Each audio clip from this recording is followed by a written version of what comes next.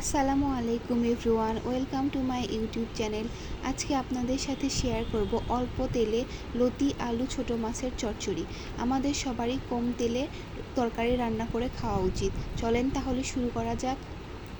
প্রথমে কড়াইয়ে লতি আলু, পেঁয়াজ, কাঁচামরিচ বাটা, আদা রসুন জিরা মিক্সড বাটা,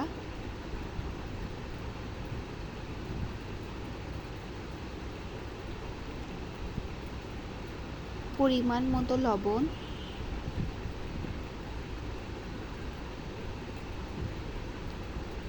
সামান্য হলুদ গুঁড়া,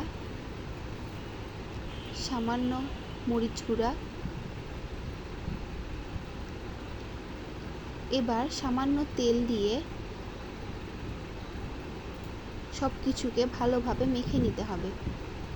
তরকারিটা যত ভালো করে মাখবেন তত বেশি মজা লাগবে খেতে। চেষ্টা করবেন একটু ভালোভাবে মেখে নেওয়ার। এবার পরিমাণ মতো পানি দিতে হবে। চেষ্টা করবেন পরিমাণ মতো পানি দেওয়ার, কারণ পানিটা বেশি হয়ে গেলে লতি বেশি সিদ্ধ হয়ে যাবে, যেটা খেতে একদমই ভালো লাগবে না। এবার সামান্য তেল দিয়ে ঢাকনা দিয়ে ঢেকে দিতে হবে। চুলার আঁচটি এ পর্যায়ে লো ফ্লেমে থাকবে। কিছুক্ষণ রান্না করার পর ঢাকনাটি উঠিয়ে আবার নেড়েচেড়ে দিতে হবে।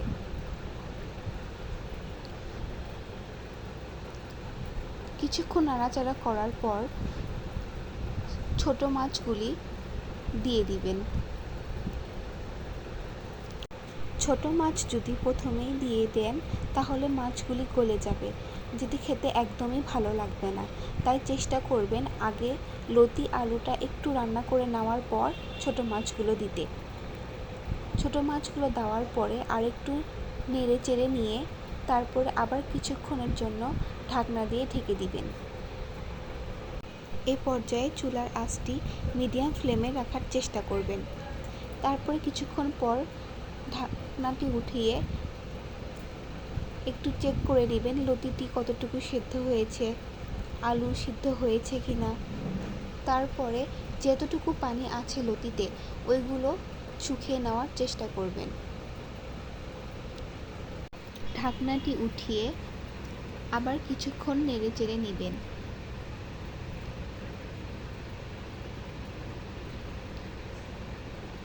লতিতে বেশি পানি দিবেন না, বেশি পানি দিলে লতি লালপা হয়ে যাবে, যে কারণে ওটা খেতে একদমই ভালো লাগবে না। চেষ্টা করবেন পরিমাণ মতো পানি দেওয়ার। পুরো রান্নাটা মিডিয়াম ফ্লেমে করার চেষ্টা করবেন। এ পর্যায়ে একটু লবণ দেখে নিলাম। আবার কিছুক্ষণের জন্য ঢাকনা দিয়ে ঢেকে মিডিয়াম ফ্লেমে কিছু সময় রান্না করার পর পানিটা কিছুটা শুকিয়ে যাবে।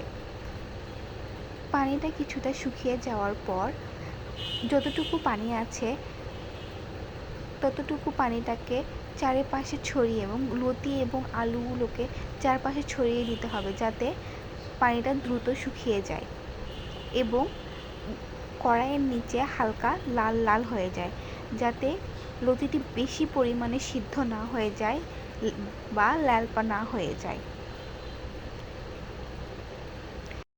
দেখতেই পাচ্ছেন কড়াইয়ের পানিটা পুরোপুরি শুকিয়ে গেছে। এ পর্যায়ে আমি আবার চেক করে নিচ্ছি লতি এবং আলুটি পুরোপুরি সিদ্ধ হয়েছে কিনা। সম্পূর্ণ সিদ্ধ হয়ে গেছে। এখন এটিকে ঢাকনা দিয়ে ঢেকে একপাশে রেখে একটু পরে আমরা ঢেলে ফেলব। দেখতেই পাচ্ছেন কত সুন্দর হয়েছে অল্প তেলে লতি আলু ছোট মাছের চচ্চড়ি। আপনারাও বাসাতে এভাবে ট্রাই করে দেখতে পারেন। আশা করি আপনাদের ভালো লাগবে। ভালো লাগলে আমাদের চ্যানেলটি সাবস্ক্রাইব করে পাশে থাকবেন। ধন্যবাদ। আল্লাহ হাফিজ।